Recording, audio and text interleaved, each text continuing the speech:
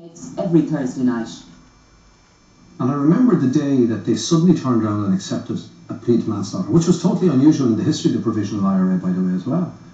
They were going to walk because they had killed the case themselves by their intimidation of witnesses.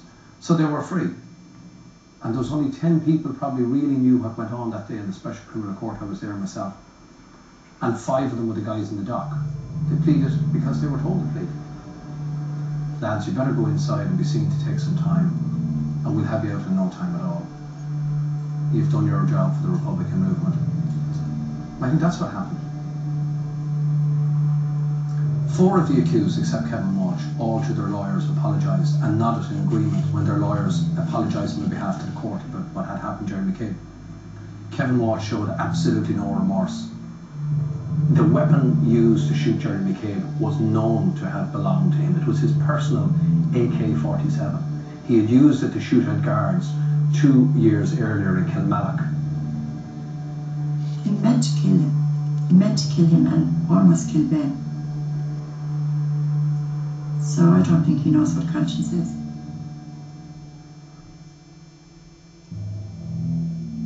How could you go out and just start shooting indiscriminately into a car and stop and start again?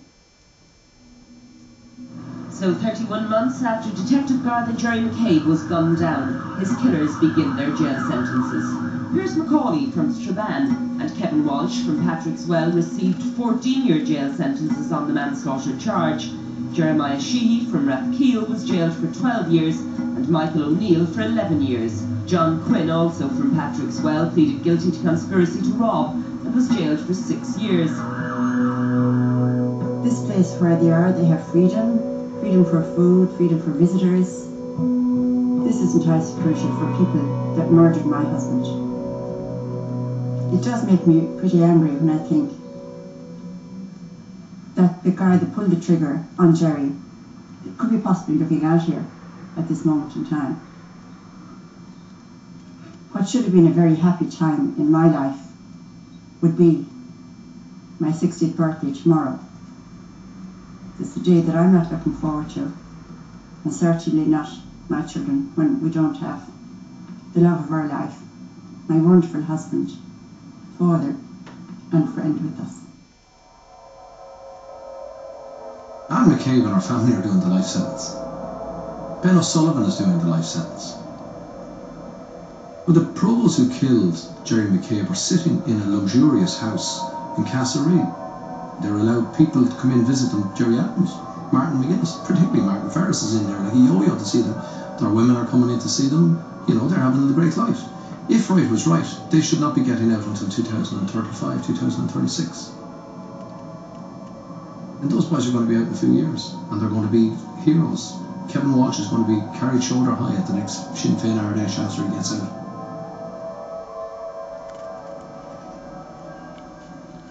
We were given assurances by the government of the day. We had a meeting with John O'Donoghue, the Minister for Justice at the time, and we got assurance from him that under no circumstances would they be considered for release. They were no part of any agreement, and I got a letter in writing to confirm it. So we were pretty well assured. There was deals being done that we didn't know anything about, and they weren't in the public domain. So it came as a big, big surprise to us when we heard on the radio, actually, that they were about to be released.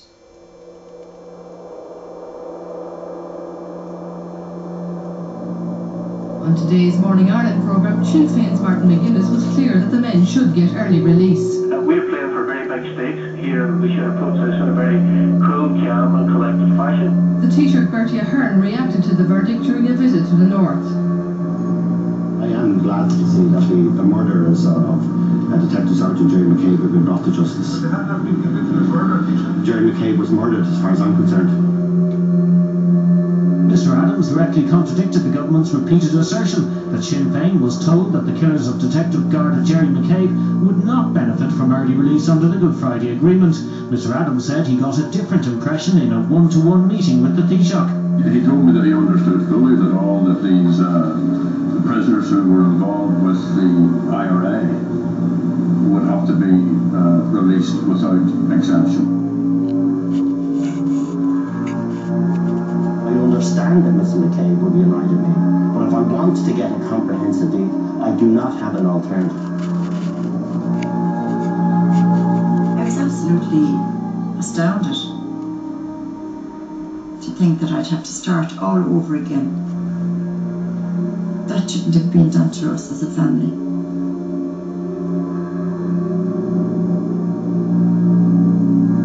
In the whole discussions and release of prisoners all the way from 1998, we made it absolutely clear that the killers of Garda Gerry McCabe and those who injured Ben O'Sullivan would not be released. Sinn Féin insisted that they were not going to progress the negotiations in 2003 without this issue being on the table.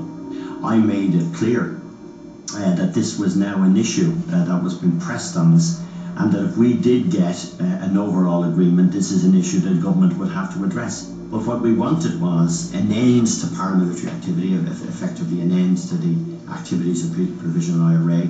We wanted a decommissioning of arms, and we wanted the end of criminality. In some ways, the easy decision happened for us in the end because we couldn't get a comprehensive agreement.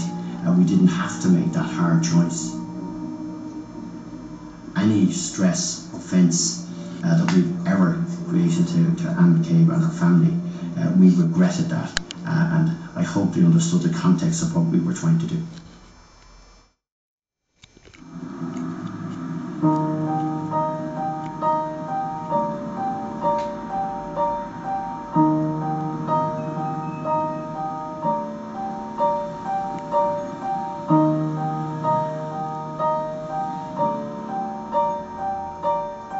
I never envisaged myself writing a letter to Martin Ferris, but I feel to get answers to unanswered questions, this has to be done.